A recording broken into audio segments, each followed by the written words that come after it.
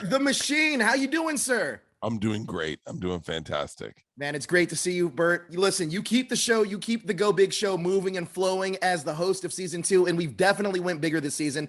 When you roll into work, what type of acts are you looking forward to seeing?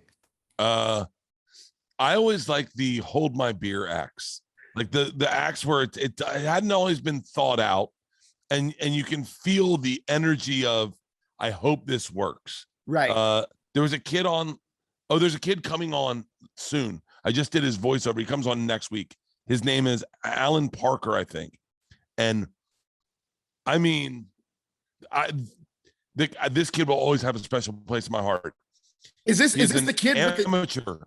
Okay. He's an amateur escape artist. Amateur escape artist. An amateur escape artist. And, so many things. And he checks all the boxes of amateur.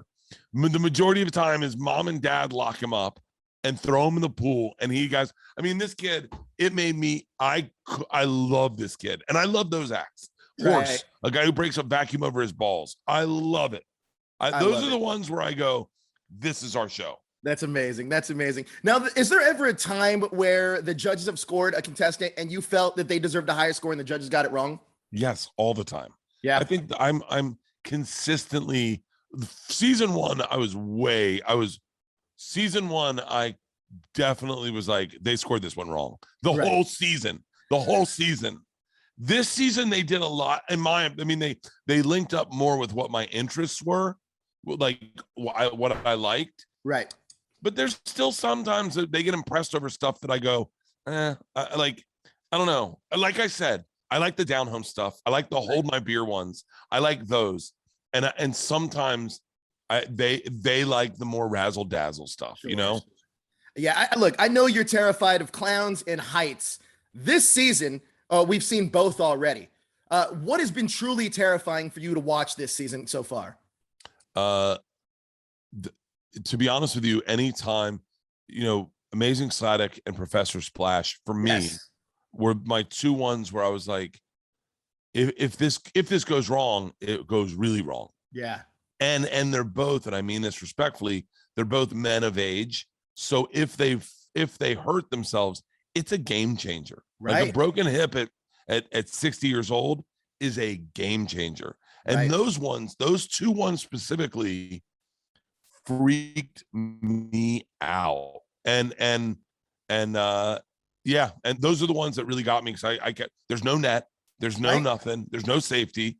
It's just like, can he do it? And you're same thing. The Daredevil daughter for me, when she was on top of that thing, jump roping and like she tripped, my heart stopped. I was like anxious for her. Dude, I've seen the video where the person falls on that exact same thing at a park at a fair, and they fall and they break their neck. Like, I've seen that exact same contraption. So when she went up there, I didn't know she was going to stand on the outside of it. Right. When she tripped, I was like, oh man, my stomach dropped. Now I remember just going, you've done enough, get down, just get down. It's crazy being in the room, because we don't know if something's going to go wrong. Sure. Because it's playing out live for us. Like when you watch it, chances are no one's dead. You get to stand to these contestants as they're seeing their fellow competitors compete while they're doing their thing. Have you stood with any of those contestants and heard them just say the funniest shit you've ever heard when they're watching somebody else compete? I was sitting with someone one time and I was like, I want to say it was JD Anderson. I was sitting with someone and I was like, if they catch on fire, you go to the next round immediately. And they were like, oh, for real? And I was like, no, we don't want them to catch on fire. And he was like, oh yeah. You're right. Those guys, it's so crazy. Because they all kind of live together. Like all the contestants live in one hotel. I don't know. I'm not sure I'm allowed to say that, but whatever. They all live in one hotel together for the whole month that we're there. Wow. And they hang out with each other. So they know each other. So in a weird way, no one's ever like talking trash about the other ones. They're rooting for them, and they've seen their acts.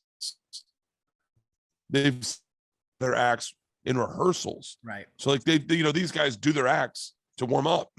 So they're always super supportive. I'm always shocked.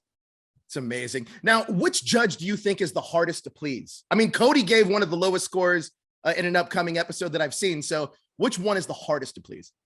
It's Cody. Cody has a very discerning taste on what he believes the show to be and what he believes should be moving forward. And Rosario gives out hundreds like they're COVID tests.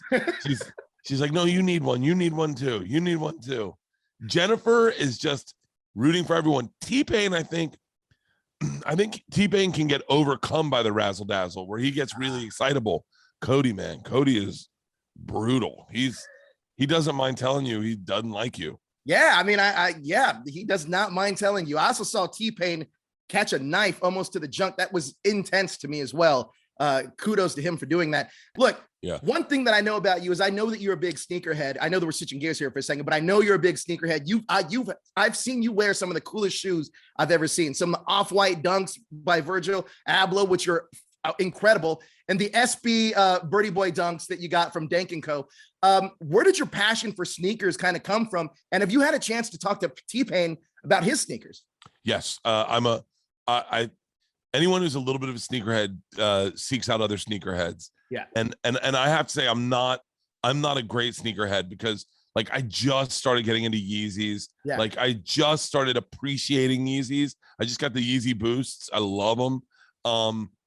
And like even the off-whites, I couldn't wear the tag on them. So I was like, that's just too much. Right. And then dumb me, I called my buddy Segura and I go, yeah, I cut the tag off. And he goes, hey, you can unlace the shoe and slide it off. And I went, oh my God. Like I cut it. I got into sneakers and it was because of my specials. Like I wanted, the first pair I got were black Jordans, black and gold Jordans for Secret Time. And then I was like, I liked the way they looked, but, and my wife, and I was wearing these old Nike ACGs or whatever. And my wife was like, you look like an old man in those. And so I started reaching out to other, like Ron Funch is a sneakerhead, D'Elia's a sneakerhead, Brendan Schaub's a sneakerhead. I started talking to them about certain shoes I liked and I didn't like.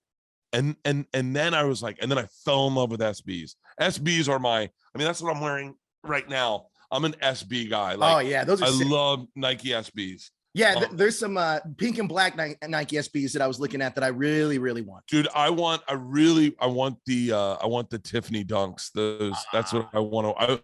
If I had a pair of those, they're like $5,000, and I got sent a fake pair, and I put them online, and dude, everyone hit me up. They're like, they're fake, and I was like, no one can tell. That's incredible. Well, look, one last question I have for you. Speaking of T-Pain, he's a new judge this season. What does he bring to the Go Big Show this season around?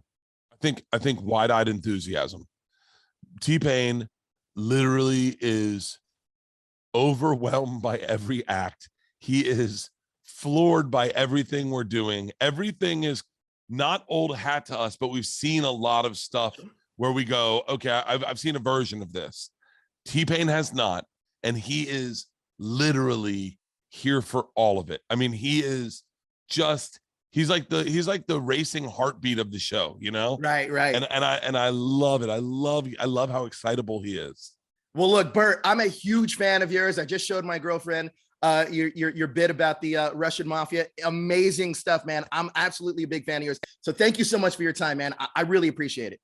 Brother, we got to do a longer conversation about sneakers. Dude, for real. Like me and my friends got into it by watching you actually. So really? Like, I know it's super crazy, but those SB dunks, those blue ones you had, they blew me out of the water. And then I was like, yo, I started watching more of your stuff. And I was like, yo, his sneaker game is on point. Leanne was the reason I got those off-whites. I wore them at Red Rocks. She goes, really?